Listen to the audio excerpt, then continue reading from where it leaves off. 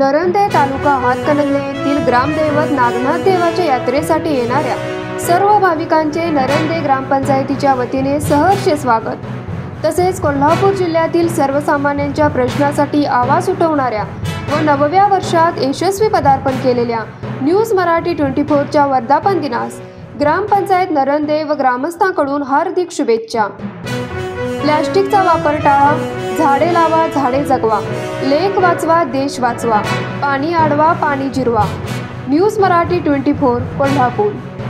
शुभेच्छुक ग्रामपंचायत नरंदे प्रथम महिला लोकनियुक्त सरपंच पूजा अतिश कुरणे, उपसरपंच संदीप भीमराव भंडारी, ग्रामपंचायत सदस्य ऋषिकेश भोसले, रुपाली अनुसे, कविता भंडारी, अभिजित भंडारी, संदीप शेट्टे, पूजा गुरव, दत्ताजी भंडारी, रेखा पाटील, मयुरी भोरे, संगीता खोत, नितीन कदम, नयन आवळे, अमीर मुलानी, सीमा भंडारी, चंद्रकांत जाधव, ग्रामविकास अधिकारी नरंदे, सर्व ग्रामस्थ नरंदे।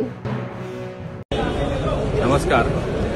केंद्र सरकारच्या वतीनं माननीय वित्तमंत्री निर्मलाजी सीतारामन यांनी आज 1 फेब्रुवारी रोजी बजेट सादर केलं आहे।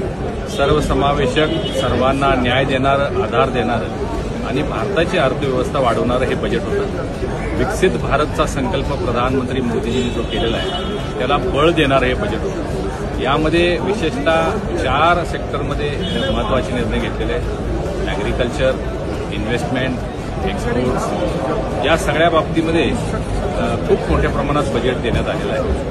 विमानसेवेसाठी बजेट दिलेलं आहे, रेल्वेसाठी बजेट दिलेलं आहे, शेतकऱ्यांसाठी, महिलांसाठी अनेक सर्वात महत्त्वाचा मास्टर स्ट्रोक ज्याला आपण म्हणू शकतो म्हणजे सर्वसामान्य लोकांना ज्यांना इन्कम टॅक्स 7 लाख रुपयेपर्यंत माफ होता तो आता स्लॅब 12 लाख रुपये करण्यात आलेला आहे आणि मला वाटतं देशभरातल्या प्रत्येक नागरिकाला याचा लाभ होणार आहे। विशेषतः नोकरदार, नोकरवर्ग किंवा शासकीय नोकरीमध्ये असणाऱ्या लोकांना त्याचा खूप मोठा फायदा होणार आहे। IT सेक्टरमध्ये काम करणाऱ्या लोकांना फायदा होणार आहे, महिलांना त्याचा फायदा होणार आहे आणि एक सर्वांना आनंददायक राहील अशा पद्धतीचं हे बजेट आहे।